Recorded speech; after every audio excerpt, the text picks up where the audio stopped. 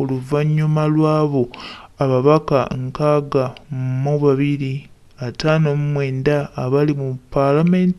ku kadda ya National Platform ng'abamu batandise okwetemako ogwabwe nti bo bavudde mu National Platform era tebakyagala kuwuliza kifa kamwokya na Makerere ate nga bano bagenda mu Parliament ku kadda ya National Platform so okituuseewo nti enkwe zisusse nnyo mu babaka ba NUP naddala abo abali ku kadda ya National Platform ng'era abasinga bagamba nti bo bagenze kujoininga mu House Project. Bw'atyo mukama waffe Kyagulanyi Ssentamu Robert Bobi Wine n'alangirira enkyukakyuka ey'amangu ddala singa essaawa yonna yonna enkyukakyuka egenda kubanga ekolebwa ng'era n'omukulu Mathias Mpuuga Nsamba nti alina akabinja ka G20 mbyogera naye sibiinaako mutima na magulu kubanga nze ndi wano mu purezentinga era kyemba mpulidde kyembagamba nti waliwo akabinja akayita ka G20 akava mu DP block mbu balina enteekateeka gye baagala okutuusa ku mukulembeze w'eggwanga Kyagulanyi Ssentamu Robert Bobi Wine okulaba nga basuula ekibiina kino era ng'omwaka 2026 gunaatera otuuka bano bonna baagala kutemamu byanguwa bagende bakole ekibiina kyabwe kye bayise ekya G20. Ebigambo bino byasoose kwogerwa omukulu Fred Lumbuye Kajubi ne tubiyita ebyokusaaga naye kati bifuukidde ddala nnamulanda era nga lisiti y'abamaze okujoyininga G20 ewerera ddala obungi bangi bavuddeyo ne bagamba nti kino kireka wa National Platform naye ate ne batamanya nti National Platform ngumu nnyo era yajja tugumye ne gataako tuwulire omukulu Kajubi Fred Lumbuye ate nga akusomera ababaka abo bennyini abagamba nti bagenze mu G20 era olabe byabagamba ne byakuleetedde. Kajubi Fred Lumbuye tukwebaza nnyo simbula emboozi tugende mu maaso ate. Stinga simanyi omuvuma omukola kino bano gaali mayembe ga gaali ugakwata obiga kyamba kati bakyama mpola mpola kati njala bategeeza byonna mmola ku social media simanyi ona agenza agambye agenza mu Hozi project oliba ate kan njala bajjukiza oyo gomwala bya sembyo nga agenze wa muhozi nga bako amukutte mu ngalo tali omubali abantu 10 omwenda nkyagunonyereza ka amanya gaagwo era nga mukama wabo yali samazo basigaje nadduka n'agenda Bongereza ejja kujja kulokusatu version egenda kujja kati sagala mubeera mukubaga n'amameme ekisokera ddala tomala budde ng'ovuma MP tomala budde ng'ovuma kansala simanyi yagenze mu NRM si yagenze mu Hozi project no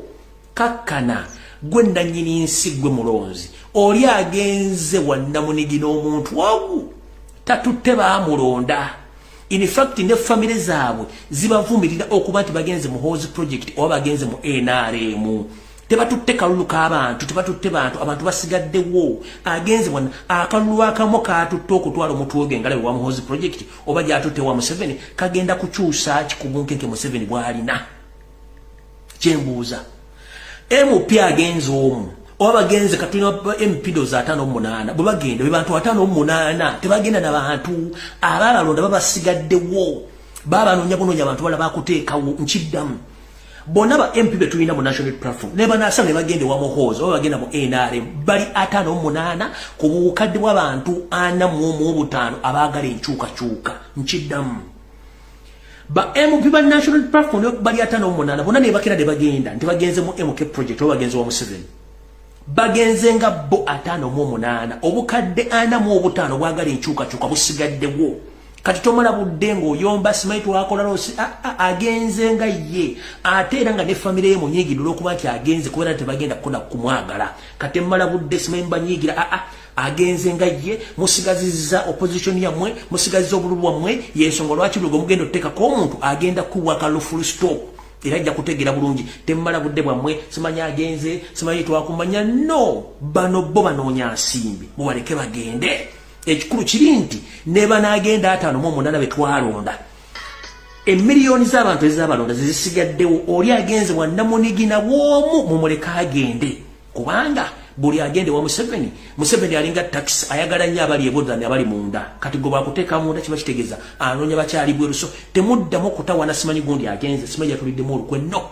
emiliyoni 45 ez'abana Uganda zagala change kati bano ba individual simanyi MP agenze tomala budde na airtime yesimanyi ng'opostinga simanyi muvumirira no muleka agende ekyo mukitegedde bulungi mu kalowoozo kaliro olw'ensonga nti tetugenda kulwana bantu bano Museveni ye kyayagala kyasinga okwagala kwe kuba nti ye ayagala kusigala mu buyinza ng'alowooza bw'afuna abantu bano agenda kuba akimezezza okw'omusana no ekyo kizibu nnyo kubanga bo kye baagala kwe kula nti basuula Kyagulanyi Ssentamu naye ate ekintu ekizibu ennyo okumusula kubanga tewali ku bo yamuleeta yereeta yekka ffe tumugoberera kanjira bagamba mwenna temmala budde essaawa zino kubanga mujja kufuna shoko ey'obulamu bwammwe simanyi gundi agenze mbaleke bagende obukadde buli bukyaliwo obwabalonda temmala budde bwe mbaleke bagende kubanga omuntu ayagala chenja asigaddewo bano bali 58 tuli obukadde 45 ate time egenda tuuka nga balina okudda mu bantu abantu gye bagenda bakubira kikabadde akalowoozo kaaliro obudde tulina butono nnyo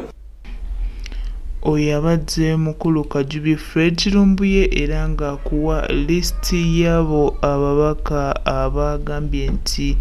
bagenze era nga bano kigambibwa nti balabika nga bamala okulya omusimbi gwa Museveni kati bali mu kwebuzaabuza nga bagamba nti bagenze. Ekintu Kajubi Fred Lumbuye kyagambye nti tetubalinaako buzibu oba bagenze bagende tebaali bakuba naffe era tebaali si bakutuuka mu lutabaalo so okugenda kwabwe tekulina kyekutugattako ate era tekulina kyetukwongerako tugenda kusigala nga tutambula n'enkyukakyuka yonna egenda kuba ezze gwagenze tewali wagenda naffe era tewali wakutuuka naffe Uganda ekyasigala ng'etambula ate era ne bannayuganda basigadde batambula tugenda kutambula tulabe nga tutwala omugendo guno mu maaso ate nga tujja gutuusa gye twagala ogutuusa. Gwena muganda wange w'enkyukakyuka toggwamu maanyi sigala ng'otambula ensi bw'ekyo bw'erina okubeera tuli ku lugendo olutambula ffenna era tutambula okulaba nga tubaako we tutuuka gwe nange ze naawe tujja kutambuza Uganda eno egende mu maaso toggwamu maanyi mbukazi bwe Bashir yagenze toggwamu maanyi nti ki eno Uganda yaffe bannayuganda ate era ffe abalina okwebereramu okulaba ng'ensi yaffe ekyuka weewaawo Kyagulanyi Ssentamu Robert Bobi Wine yandikolamu enkyukakyuka naye ate era enkyukakyuka tezikujja kukyusa kubanga Kyagulanyi Ssentamu Robert Bobi Wine n'omukulu Mathias Mpuuga babadde n'engeri yaabwe nnyungi ng'era bakwatagana bulungi bagenda mu conferences ez'enjawulo babiri era nga basinkanye abantu abalina ebitiibwa bangi era nga bali babiri so tulabe ekiva ow'omukulembeze w'eggwanga naye nga kyonna kye kiri tujja kusigala tutambula kubanga era tuliwo okutambula era tusaba Mukama Katonda atukwatireko tutuuke ku nkyukakyuka eno okulaba nga ensi yaffe egenda mu maaso ate okutwalizaamu ne Uganda yonna tujja kutambula wamu nga twekutte Mukama tewali kijja kugaana.